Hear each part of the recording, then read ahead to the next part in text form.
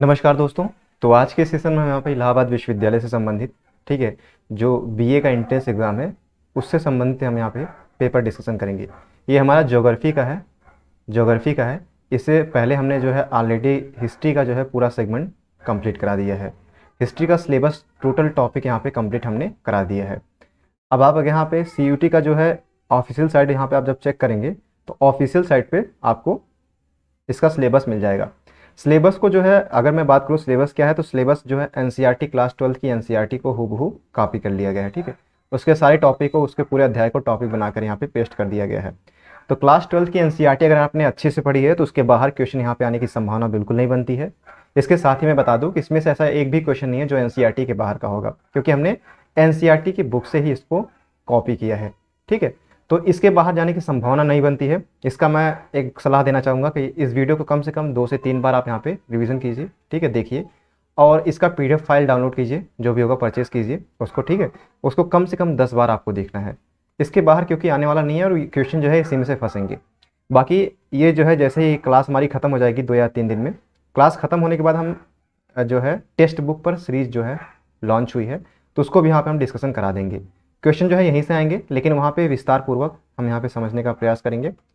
उनसे जुड़े प्रश्नों को भी हम समझने का प्रयास करेंगे। इसमें हम सिर्फ क्वेश्चन आंसर करेंगे। ठीक है, Q&A करेंगे, यानी क्वेश्चन आंसर करेंगे। इसके बाहर हम यहाँ पे विस्तार पूर्वक नहीं पढ़ेंगे, क्योंकि हमारा एम क्या है कि ज़्यादा से ज़्यादा प्रश्नों को कवर करना और एडमिशन पाना। ठीक, तो ये देख लेते हैं पहला टॉपिक क्या है हमारा। पहला जो टॉपिक है human geography, nature and subject areas. तो अगर आप यहाँ पे CUT की ऑफिशियल साइट खोलेंगे तो यहाँ पे पहला टॉपिक ही यहाँ पे दिया गया है, और NCERT की क्लास 12 की भी यहाँ पे पहला टॉपिक यही चीज़ें हैं। आइए देख लेते हैं पहला प्रश्न हमारा। पहला प्रश्न है, निम्नलिखित में से कौन सा एक मानव भूगोल से संबंधित नहीं है। तो मानव भूगोल से संबंधित कौन कौन से तथ्य हैं? मात्रात्मक क्रांति, क्षेत्रीय विभिन्नता और स्थानिक संगठन। ये तीनों जो है वो मानव भूगोल यानी ह्यूमन ज्योग्राफी से रिलेटेड की टर्म्स हैं, जबकि अन्वेषण और वर्णन ये जो है मानव भूगोल से संबंधित की टर्म नहीं है। तो यहाँ पे हम इसको जो आंसर हो जाएगा वो option D will be the correct answer. अगले प्रश्न की बात करें, दूसरा नंबर है, आधुनिक मानव भूगोल के जनक कौन है। ये काफ़ी इंपॉर्टेंट है, इसको आप यहाँ पे याद कर लीजिएगा। देखिए, मैं जो इंपॉर्टेंट बोलता हूँ उसको आप यहाँ पे रट लीजिएगा, क्योंकि वो आने की संभावना यहाँ पे पूरी पूरी बनती है। तो आधुनिक मानव का भूगोल के जनक यहाँ से पूछा गया है, तो फ्रेडरिक रेटजेल। ठीक है, फ्रेडरिक रेटजेल जो है वो आधुनिक मानव भूगोल के जनक माने जाते हैं। इस तरीके से हमारा ऑप्शन जो है ए सही हो जाएगा, फ्रेडरिक रेटजेल। तीसरा प्रश्न है कि एंथ्रोपोजोग्राफी किसने लिखी है। तो रेटजेल ने लिखी है। ठीक है, किसने लिखी है? रेटजेल ने। Option B will be the correct answer. Anthropogeography किसने लिखी है? रेटजेल ने। वहीं अगला प्रश्न की बात अगर हम यहाँ पे करें तो अगला प्रश्न है कि जोग्राफिया जनरलिस के लेखक कौन है। जोग्राफिया जनरेलिसिस, यहाँ पे एक बार देखिएगा, जनरेलिस के लेखक कौन है। जोग्राफिया जनरेलिस के लेखक हैं वारेनियस। ठीक है, जोग्राफिया जनरेलिस के लेखक कौन है? Varenius. Option B will be the correct answer.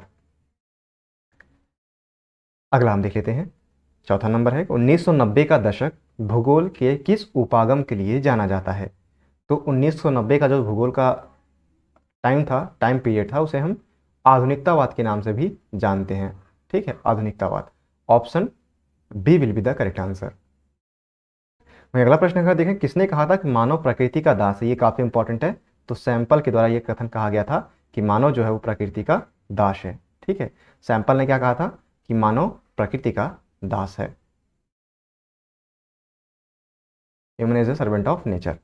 मानव भूगोल का जनक किसे कहा जाता है? ये मोस्ट इंपॉर्टेंट है। मानव भूगोल का जनक रैटजेल को कहा जाता है। रैटजेल। मानव भूगोल का जनक किसे कहते हैं? रैटजेल को कहते हैं।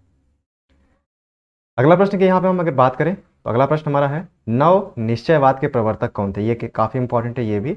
तो नव निश्चयवाद के प्रवर्तक कौन माने जाते हैं? टेलर। ठीक है, नव निश्चयवाद के प्रवर्तक कौन माने जाते हैं? टेलर जी माने जाते हैं। ठीक है, नियतिवाद के विचारक कौन थे। ये भी काफ़ी इंपॉर्टेंट हमारा प्रश्न है कि नियतिवाद के विचारक कौन थे। तो इनमें से कोई नहीं। ठीक है, इनमें जो ऑप्शन दिया गया है रिटर, हम्बोल्ट और कांट, तो नियतिवादी के इसमें से कोई भी विचारक नहीं थे। संभववाद शब्द का प्रयोग सर्वप्रथम किस फ्रांसीसी विद्वान ने किया था। तो संभववाद का प्रयोग सर्वप्रथम किस विद्वान ने किया था?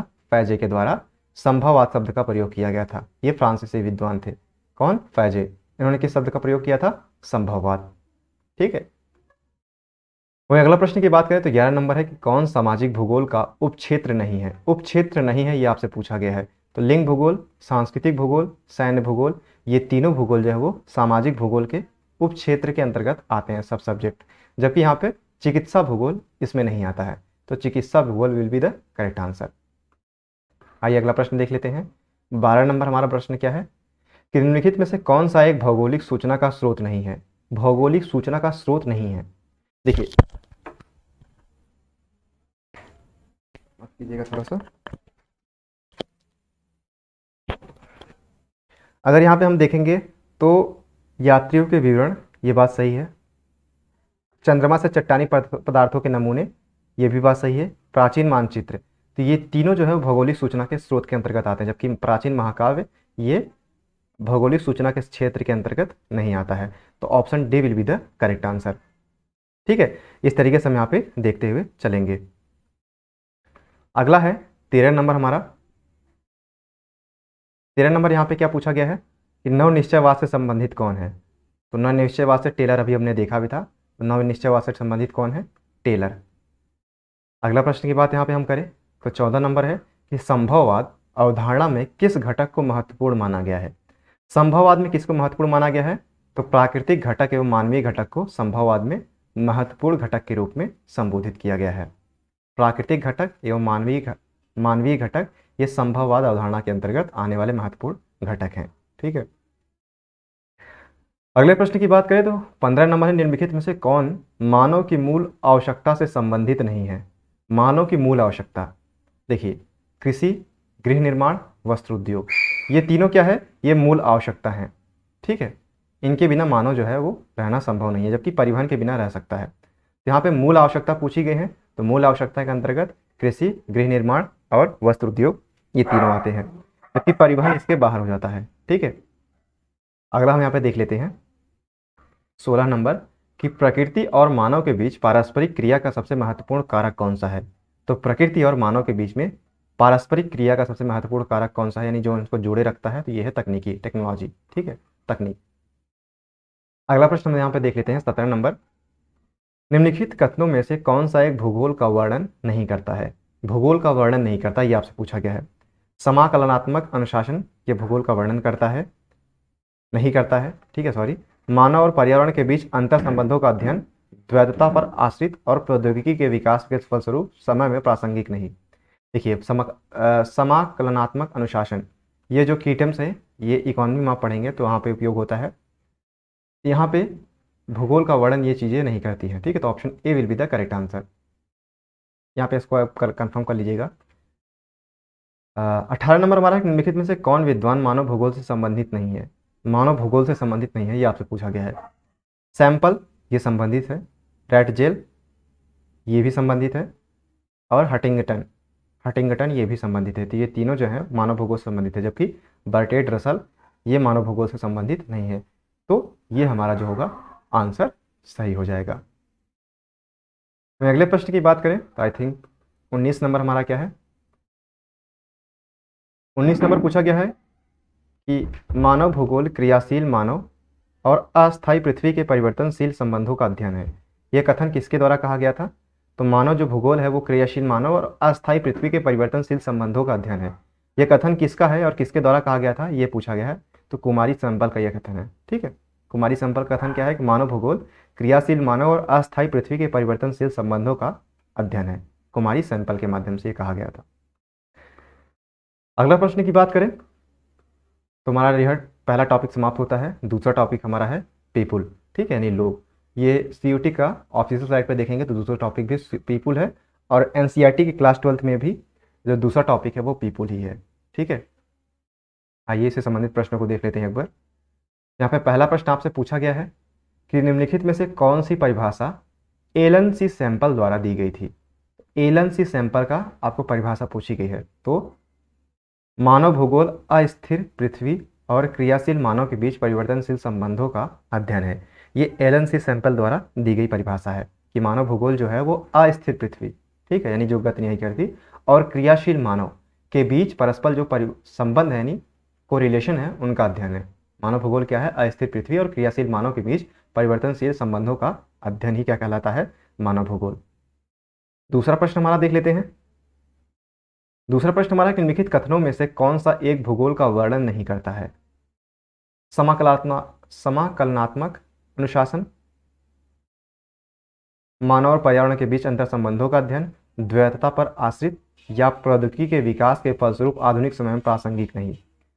तो ये चौथा जो कथन है ये भूगोल का वर्णन नहीं करता है, जबकि द्वैतता पर आश्रित, मानव और पर्यावरण के बीच अंतर संबंधों का अध्ययन, समाकलनात्मक अनुशासन, ये तीनों जो है वो भूगोल का अध्ययन करते हैं। मानव भूगोल से जो है रिलेटेड यहाँ पे कंफ्यूज मत होइएगा, वो मानव भूगोल था, ठीक है। यहाँ पे भूगोल पूछा गया है तो प्रौद्योगिकी के विकास के फलस्वरूप आधुनिक समय में प्रासंगिक नहीं है। ये कथन जो है ये भूगोल से संबंधित नहीं है। निम्नलिखित में से कौन सा एक भौगोलिक सूचना का स्रोत नहीं है? भौगोलिक सूचना का स्रोत नहीं है। देखिए, यात्रियों के विवरण, सही बात है। प्राचीन मानचित्र, ये भी बात सही है। प्राचीन महाकाव्य, इसमें से भूगोल की कोई भी, हालांकि अगर यहाँ पे पढ़ेंगे तो मिल तो जाएगी कहीं ना कहीं, क्योंकि उसमें कहीं ना कहीं किसी स्थानों का उल्लेख तो होता ही है। लेकिन अगर एनसीईआरटी के हिसाब से देखा जाए तो प्राचीन महाकाव्य जो है भौगोलिक सूचना का स्रोत नहीं है, ठीक है। अगला प्रश्न हम यहाँ पे देख लेते हैं, चौथा नंबर, कि निम्नलिखित में से कौन सा एक मानव भूगोल का उपागम नहीं है? मानव भूगोल का उपागम नहीं है, ये आपसे पूछा गया है। देखिए, मानव भूगोल के उपागम कौन कौन से हैं? तो क्षेत्रीय विभिन्नता, स्थानिक संगठन, अन्वेषण और विवरण, ये तीनों जो है वे मानव भूगोल से संबंधित है, जबकि मात्रात्मक क्रांति ये मानव भूगोल का उपागम नहीं है। अगला प्रश्न देख लेते हैं, पांचवा नंबर। पांचवा नंबर क्या पूछा गया? निम्नलिखित में से कौन सा एक लोगों और पर्यावरण के बीच अन्योन्य क्रिया का सर्वाधिक महत्वपूर्ण कारक है? तो लोगों और पर्यावरण के बीच का, ठीक है, जो को रिलेशन को, संबंधों को जो है दर्शाता है, वो क्या है? प्रौद्योगिकी यानी टेक्नोलॉजी, ठीक है। तो लोगों और पर्यावरण के बीच के जो संबंध होते हैं, जो अन्योन्य क्रिया होती है, उसका सर्वप्रथम महत्वपूर्ण कारक कौन सा है? वो है प्रौद्योगिकी, ठीक है। छठवां नंबर प्रश्न हमारा है कि निम्नलिखित में से कौन सा कथन अग्नि की खोज के बारे में सही है? अग्नि की खोज के बारे में अगर बात किया जाए तो घर्षण और ऊष्मा की संकल्पना ने अग्नि की खोज में हमारी मदद की थी, तो ये बात हमारी सही है, ठीक है। Option A will be the correct answer. इसी प्रकार से अगला प्रश्न हमारा देखते हैं, सातवां नंबर हमारा क्या है? निम्नलिखित में से कौन सा उपक्षेत्र राजनीतिक भूगोल का उपक्षेत्र नहीं है? ये आपसे पूछा गया है। तो निर्वाचन क्षेत्र, सैन्य भूगोल, तो ये दोनों क्षेत्र जो है राजनीतिक भूगोल के क्षेत्र के अंतर्गत आते हैं, जबकि ऐतिहासिक भूगोल ये इतिहास से संबंधित भूगोल से को दर्शाता है। निर्वाचन भूगोल, सैन्य भूगोल, ठीक है, जिसमें पॉलिटी से संबंधित की टर्म्स यूज होते हैं, वो राजनीतिक भूगोल से संबंधित होते हैं, ठीक है, जैसे निर्वाचन और सैन्य। अगला प्रश्न यहाँ पे हम देख लेते हैं, आठवां नंबर। आठवां प्रश्न हमारा क्या है कि निम्नलिखित में से कौन सा कथन प्रौद्योगिकी का विषय में सही है? तो प्रौद्योगिकी के विषय में कौन सा कथन सही है? तो प्रौद्योगिकी समाज के सांस्कृतिक विकास के स्तर का सूचक होती है, ठीक है, यानी जो टेक्नोलॉजी है वो समाज के सांस्कृतिक कितना विकास हुआ है इस स्तर का क्या होती है? सूचक होती है, ठीक है। अगला प्रश्न की बात करें हम यहाँ पे, तो 9 नंबर हमारा क्या है कि मानव भूगोल के क्षेत्र की नई संकल्पना नव निश्चयवाद का विचार निम्नलिखित में से किसके द्वारा दिया गया था? तो नव निश्चयवाद का विचार किसके द्वारा दिया गया था मानव भूगोल में? तो वो दिया गया था ग्रिफिथ टेलर के माध्यम से। पूरा नाम इनका ग्रिफिथ है, ठीक है, जबकि टेलर आप यहाँ पे याद कर सकते हैं नव निश्चयवाद से। अगला प्रश्न हमारा 10वां नंबर यहाँ पे कि हमारी पृथ्वी को नियंत्रित करने वाले भौतिक नियमों तथा इस पर रहने वाले जीवों के मध्य संबंधों के आर्थिक संश्लेषित ज्ञान से उत्पन्न संकल्पना भूगोल है। ये किस भूगोलवेत्ता का कथन है? ये आपसे पूछा गया है। एक बार फिर से कथन देख लेते हैं कि हमारी पृथ्वी को नियंत्रित करने वाले भौतिक नियमों तथा इस पर रहने वाले जीवों के मध्य संबंधों के आर्थिक संश्लेषित ज्ञान से उत्पन्न संकल्पना जो है वो भूगोल कहलाती है। तो ये पॉल डिवॉल, हाथ कुछ लगा नहीं, कोई भी भाव जगा नहीं, तो पॉल विडॉल, ये डी लाब्लाश का ये कथन है कि पृथ्वी जो है, हमारी पृथ्वी को नियंत्रित करने वाले भौतिक नियम तथा इस पर रहने वाले जीवों के मध्य संबंधों के आर्थिक संश्लेषित ज्ञान से उत्पन्न संकल्पना ही क्या कहलाती है? भूगोल कहलाता है। अगला है हमारा 11 नंबर कि आर्थिक भूगोल में निम्नलिखित में से कौन सा उपक्षेत्र शामिल नहीं है? संसाधन भूगोल, उद्योग भूगोल, कृषि भूगोल, ये तीनों जो है ये आर्थिक भूगोल। अब देखिए यहाँ पे कृषि से आर्थिक स्थिति में सुधार आएगा, उद्योग से भी, संसाधन से भी, जबकि पर्यावरण भूगोल से कोई भी आर्थिक में नहीं सुधार आएगा। ठीक है, इस की टर्म्स के माध्यम से भी आप यहाँ पे एलिमिनेशन माध्यम से भी आप यहाँ प्रश्नों को सही ठहरा सकते हैं। चौराहे पर लाल बत्ती के निम्नलिखित में से कौन सा अर्थ होता है? तो रुकना। मानव भूगोल की मानववादी विचारधारा का संबंध मुख्यतः निम्नलिखित में से किसने कहा था? मानव भूगोल की मानववादी विचारधारा का संबंध मुख्यतः निम्नलिखित में से किससे नहीं था? तो मानव भूगोल की मानववादी विचारधारा का संबंध निम्नलिखित में से किससे नहीं था? देखिए, मानववादी विचारधारा का संबंध जो है आवासन से था, स्वास्थ्य था, शिक्षा से भी था, जबकि प्रवास से नहीं था। ठीक है, यहाँ पे मानव भूगोल की मानववादी विचारधारा का संबंध है, प्रवास से नहीं है। तो option B will be the correct answer. इस प्रकार से अगला प्रश्न हम यहाँ पर देख लेते हैं, 14 नंबर। तो 14 नंबर हमारा क्या बताया गया है कि निम्नलिखित में से कौन रुको और जाओ निश्चयवाद का मुख्य चिंतन विषय है? तो रुको और जाओ निश्चयवाद का मुख्य चिंतन विषय क्या है? तो ये है संभावनाएं एक सीमा के भीतर उत्पन्न की जा सकती हैं तथा अंधाधुंध रफ्तार दुर्घटनाओं से मुक्त नहीं है। ठीक है, तो संभावनाएं क्या है? ये गांधी जी का कथन भी है कि प्रकृति के पास मानव की जरूरतें पूरे करने के लिए संसाधन तो है, लेकिन उसकी लालच पूरी करने के लिए नहीं। तो उससे भी यहाँ पे कोरिलेट करके आप समझ सकते हैं कि संभावनाएं एक सीमा के भीतर उत्पन्न की जा सकती हैं, लेकिन अंधाधुंध रफ्तार जो है वो दुर्घटनाओं से मुक्त नहीं है। यानी अंधाधुंध रफ्तार अगर आप करेंगे तो दुर्घटना होनी तय है। अब ये पर्यावरण के क्षेत्र में बारे में कहा गया है। अगला हमारा है 15 नंबर। यहाँ पे पूछा गया है कि निम्नलिखित में से कौन सा कथन मानव का प्रकृतिकरण या निश्चयवाद से संबंधित नहीं है? तो निश्चयवाद से संबंधित कथन को देखते हैं। मानव प्रकृति की सुनता था, ये बात सही है। मानव के सामाजिक विकास की अवस्था आदिम थी, ये भी बात सही है। तकनीकी ज्ञान का स्तर निम्न था। ये तीनों जो है मानव के प्रकृतिकरण या निश्चयवाद से संबंधित तथ्य हैं, जबकि मानवीय क्रियाएं अभाव से स्वतंत्रता की ओर अग्रसर थी, ये बात यहाँ पे गलत है। ठीक है, तो option C will be the correct answer. अगला यहाँ पे 16 नंबर देख लेते हैं कि मानव भूगोल मानव समाजों और धरातल के बीच संबंधों का संश्लेषित अध्ययन है। यह परिभाषा किसके द्वारा दी गई है? क्या है यहाँ पे कि मानव भूगोल जो है वो मानव समाजों और धरातल के बीच संबंधों का संश्लेषित अध्ययन है। ये परिभाषा है रेटजेल की। ठीक है, रेटजेल ने कहा था कि मानव भूगोल जो है वो मानव समाजों और धरातल के बीच संबंधों का संश्लेषित अध्ययन है। मानव समाज और धरातल के बीच संबंधों का संश्लेषित अध्ययन ही मानव भूगोल कहलाता है, मानव समाज और धरातल के बीच। ठीक, ये रेटजेल की कथन है। अगला है 17 नंबर। यहाँ पे देख लेते हैं कि मानव प्रकृति के नियमों को बेहतर ढंग से समझने के बाद ही प्रौद्योगिकी का विकास कर पाया। इसका उदाहरण है वायुगति के नियम, डीएनए तथा आनुवंशिकी के रहस्यों की समझ, घर्षण तथा उष्मा की संकल्पना यानी आग की खोज। तो ये तीनों कथन इस बारे में स्पष्टतः इसकी पुष्टि करते हैं कि मानव प्रकृति के नियमों को बेहतर ढंग से, यानी प्रकृति के नियम को समझेंगे तभी आप जो है प्रौद्योगिकी का विकास कर पाएंगे। जैसे सेब क्यों गिरा नीचे, ठीक है, न्यूटन ने, तो ये प्रकृति का नियम है कि कोई भी वस्तु नीचे ही गिरती है। तो उन्होंने क्या किया, सेब तो उससे पहले भी गिरते थे, ठीक है, लेकिन एक संकल्पना प्रस्तुत की, प्रकृति को समझा, तो उन्होंने क्या दिया, संकल्पना प्रस्तुत करने के बाद उन्होंने न्यूटन का लॉ दिया, 3 नियम दिए उन्होंने। ठीक है, अगला प्रश्न देख लेते हैं 18 नंबर। निम्नलिखित में से किस भूगोलवेत्ता का संबंध संभववाद से है? तो किस भूगोलवेत्ता का संबंध जो है संभववाद से है? तो विडाल डी लाब्लाश का संबंध जो है वो संभववाद से है। ठीक है, डी लाब्लास संभववाद। अगला हमारा है कि निम्नलिखित में से कौन सा मानव भूगोल का उपागम नहीं है? देखिए, मानव भूगोल का उपागम नहीं है पर विशेष ध्यान देंगे तो उपागम कौन कौन से हैं? क्षेत्रीय विभेदन, अन्वेषण एवं विवरण और भूगोल में उत्तर आधुनिकतावाद। ये तीनों जो है ये उपागम है किसके? मानव भूगोल के। जबकि प्रकृति का मानवीकरण ये मानव भूगोल का उपागम नहीं है। ठीक है, अगला प्रश्न हमारा 20 नंबर। 20 नंबर क्या पूछा गया है कि मनुष्य अपने विकास की आरंभिक अवस्था में प्रकृति के प्रकोप से डरता था और प्रकृति की सुनता था, उसकी पूजा करता था।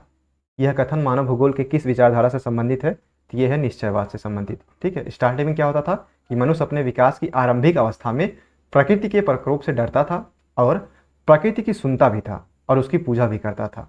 ये स्टार्टिंग की बात है। ये कथन जो है किस विचारधारा से संबंधित है? तो ये निश्चयवाद की विचारधारा है। Option C will be the correct answer. अगला 21 नंबर हमारा है कि आरंभिक उपनिवेशिक युग में भूगोल का कौन सा उपागम प्रचलित था। तो आरंभिक उपनिवेशिक युग में अगर देखा जाए तो अन्वेषण और विवरण, ये उपागम जो था ये आरंभिक उपनिवेशिक युग में प्रचलित उपागम था। ठीक है, इसी प्रकार से अगला प्रश्न देख लेते हैं। 22 नंबर हमारा क्या है, तो 22 नंबर प्रश्न हमारा है कि निम्नलिखित में से कौन सी शाखा मानव भूगोल की शाखा से संबंधित नहीं है।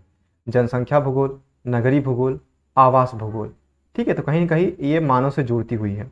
समुद्र विज्ञान यहाँ से मानव भूगोल से अलग शाखा है। ठीक है, जनसंख्या भूगोल, नगरीय भूगोल, आवास भूगोल, ये तीनों जो शाखाएं हैं ये मानव भूगोल की शाखा से संबंधित है, जबकि समुद्र विज्ञान ये अलग है। तो option D will be the correct answer. अगला है कि भूगोल में उत्तर आधुनिकतावाद का समय अवधि क्या है। तो भूगोल में अगर उत्तर आधुनिकतावाद का समय देखा जाए तो समय सारणी 1990 का दशक जो है वो भूगोल में उत्तर आधुनिकतावाद का समय कहलाता है।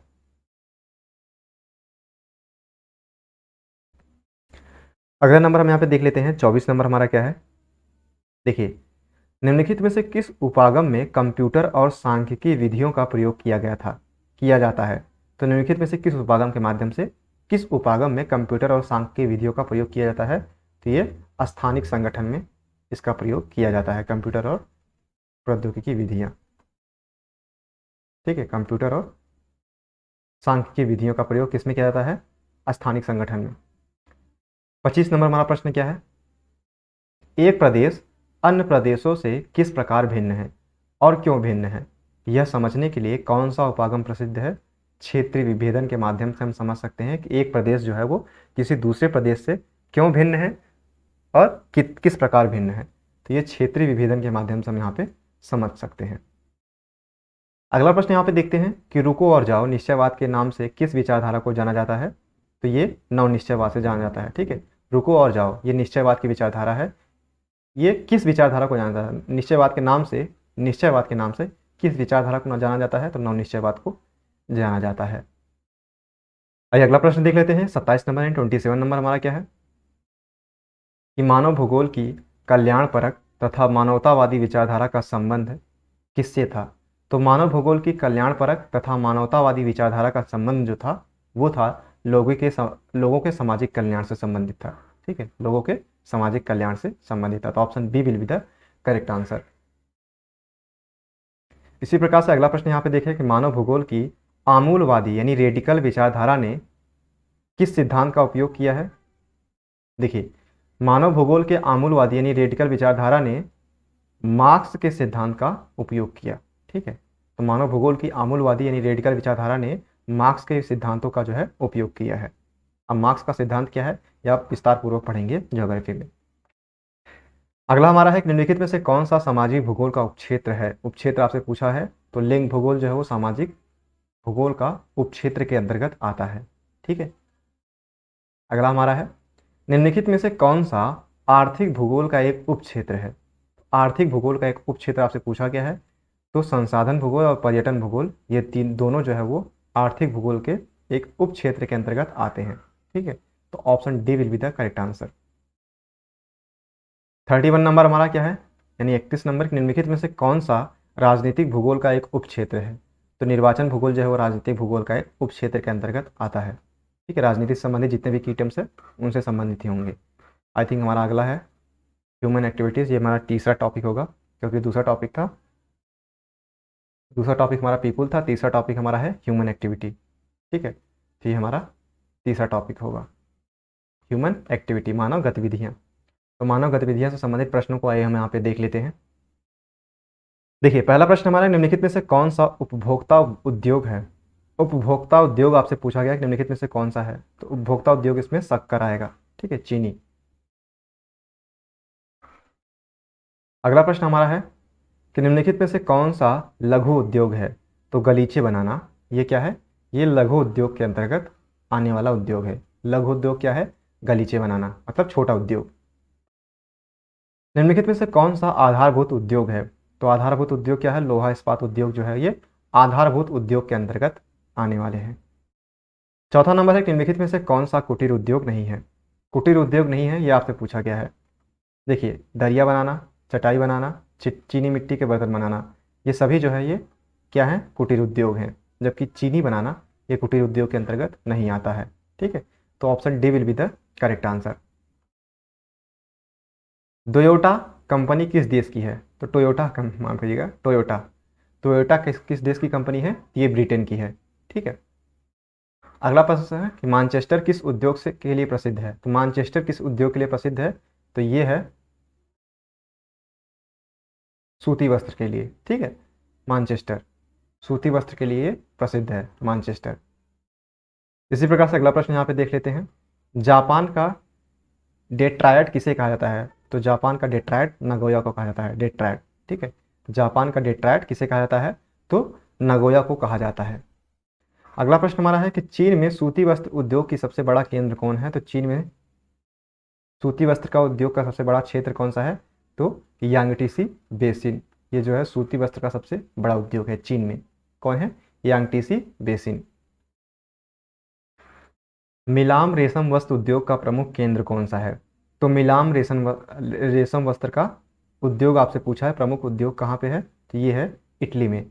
इटली यानी option B will be the correct answer. ठीक है,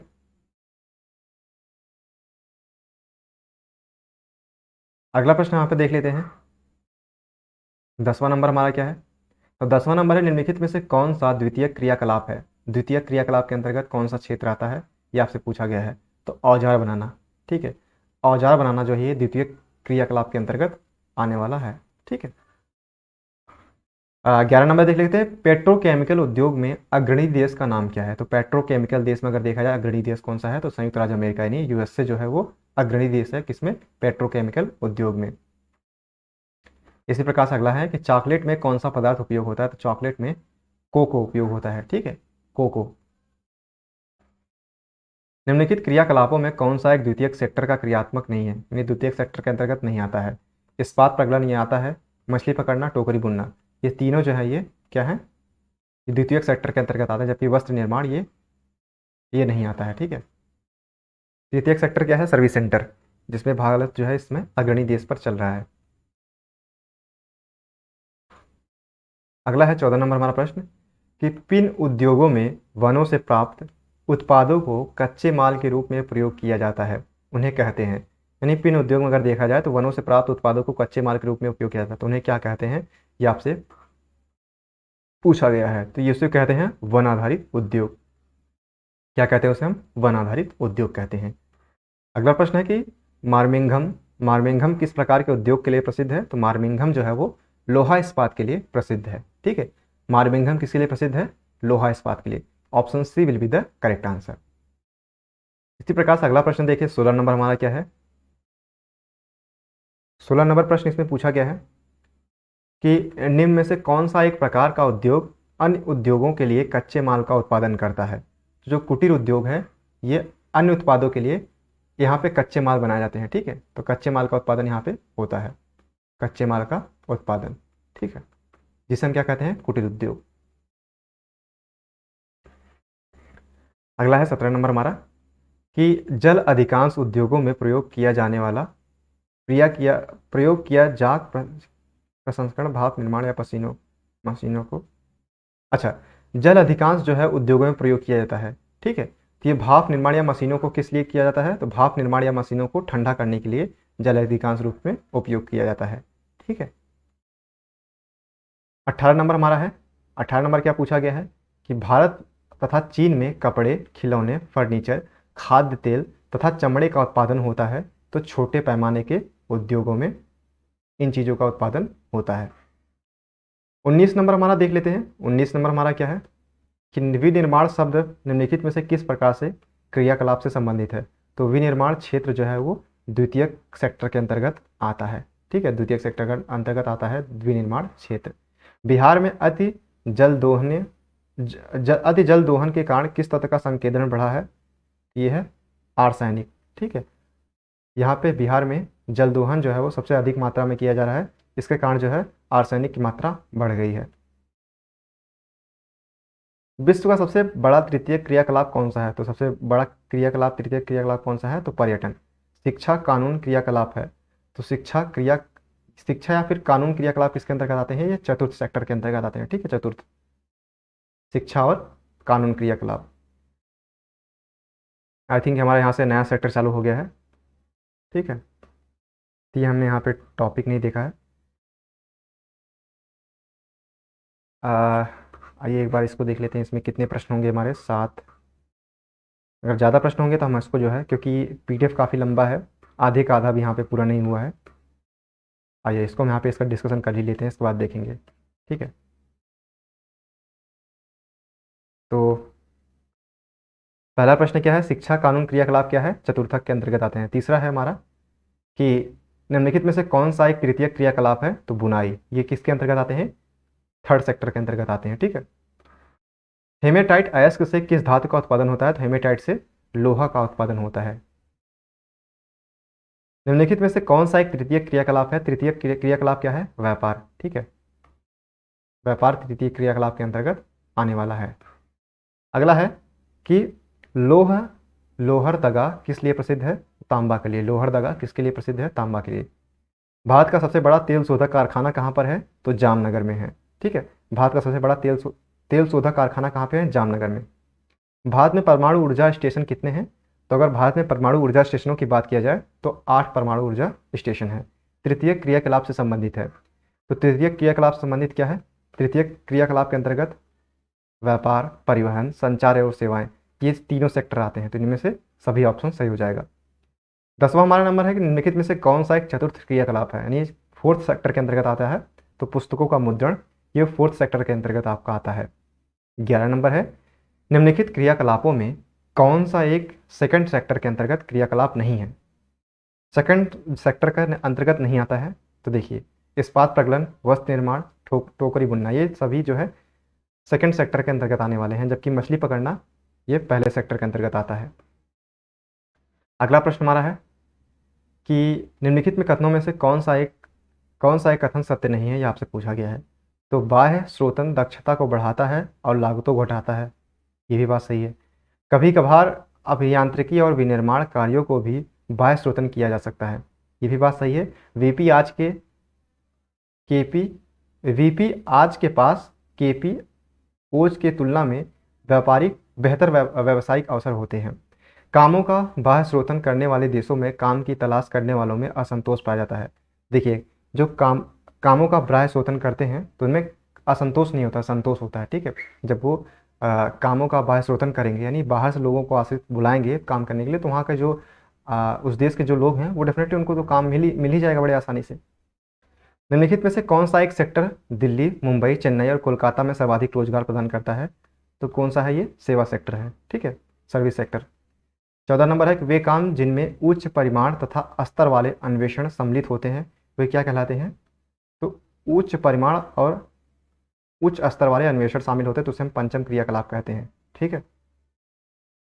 अगला हमारा है कि लोह दरग्गा किस लिए प्रसिद्ध है, तो तांबा के लिए प्रसिद्ध है। संसार के प्रसिद्ध वैश्विक नगर निम्नलिखित में से कौन से हैं, तो संसार के प्रसिद्ध वैश्विक नगर जो हैं वो लंदन, न्यूयॉर्क और टोक्यो हैं।